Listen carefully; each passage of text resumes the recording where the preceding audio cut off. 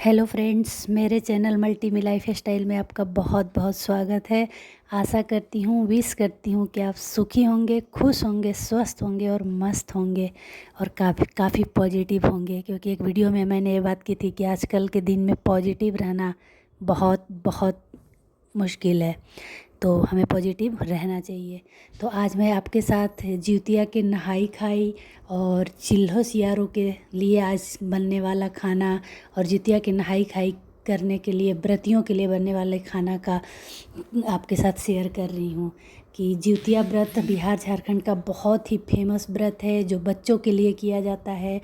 जो भी माँ अपने बच्चों के दीर्घायु की कामना से करती है व्रत को।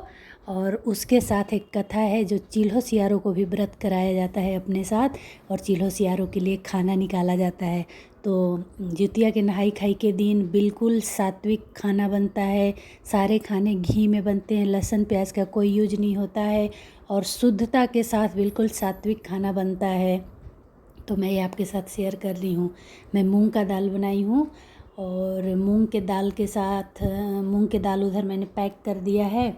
और 5 तरह की चीज़ें बनाई जाती हैं, 5 तरह की सब्ज़ी। तो मैं 5 सब्ज़ी को एक ही में मिक्स करके भिंडी, तोरी, अरबी, आलू और कद्दू को मिक्स करके मैं बनाई हूँ एक ही साथ। 5 तरह की सब्ज़ी अब उतना बनाना आज पॉसिबल नहीं होता है, क्योंकि नहाना बिल्कुल नहा वहा के ही खाना बनाना होता है।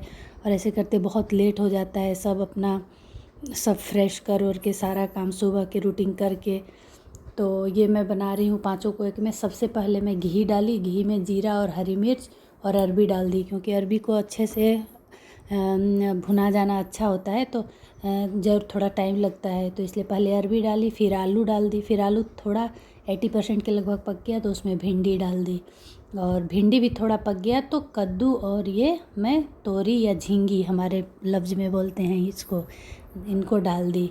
और इन सब में हमको मसाला कुछ भी नहीं डालना है, सिर्फ नमक और हल्दी डालना है, और नमक हल्दी पे ही बनेगा। तब तक इधर जो मैं दाल अपना पैक की थी, मेरा दाल हो गया है। दाल बहुत सुंदर है। दाल को हमने बड़े अच्छे से बनाया है, कड़ी पत्ता, जीरा, हरी मिर्च, टमाटर, सब कुछ की तड़का लगा के। और इधर चावल धो के रख दी हूँ 10 मिनट भीगने के लिए।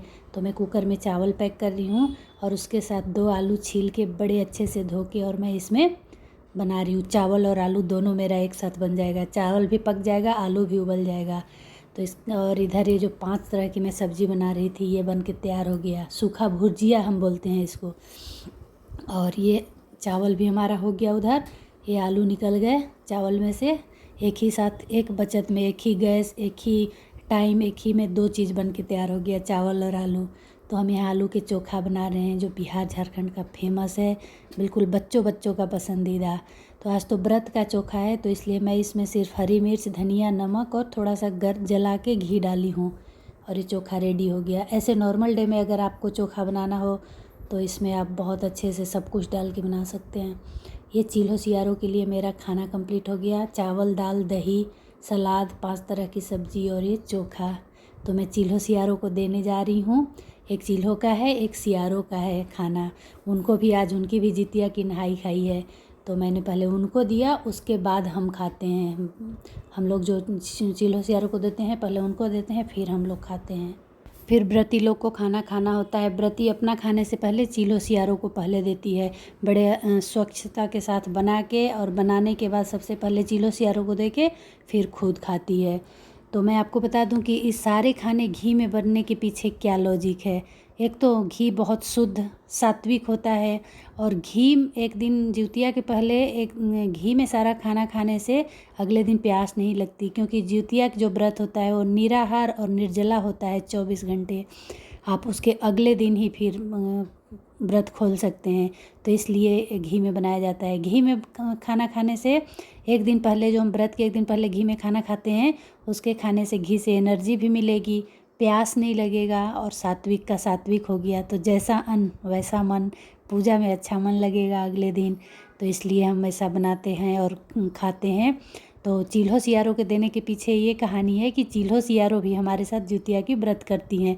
सतयुग की बात है। चिल्हो और सियारों भी जब आपस में वो इंसानों जैसी बातें करते थे।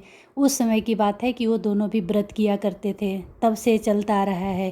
तो चिल्हो क्या और सियारो दोनों व्रत करती थी। चिल्हो तो व्रत अच्छे से करती थी, लेकिन सियारो को व्रत के दिन आधे टाइम में भूख लगाता था और वो जंगल में जाके मांसाहार करके आ जाती थी।